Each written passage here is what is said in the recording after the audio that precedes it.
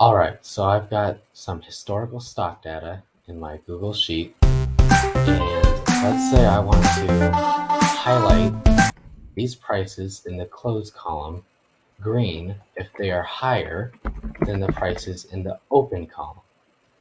In this case, it would be lower, so I'd want to highlight this red. And this one, it would be higher, so I want to highlight it green. So let's do that.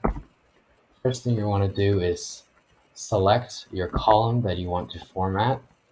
So I'll be selecting the closed column from row 2 down to 254.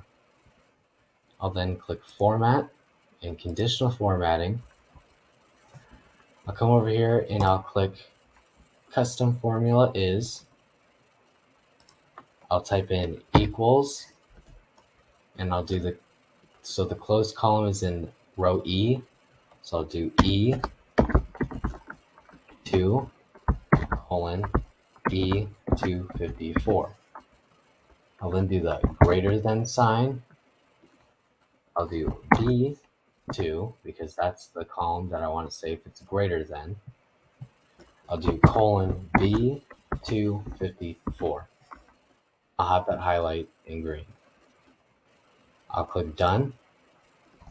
And now you can see all of the prices that are higher than it's open. So this one closed at 33.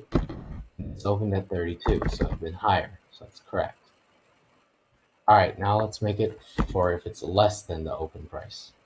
So once again, you're going to want to select your whole entire range, add another rule under conditional formatting, click custom formula is, to equals E2 colon E254 less than sign B2 colon B254, and select that in a red.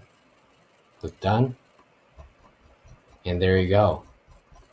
Now you can see all of your prices where it closed higher or lower than your open.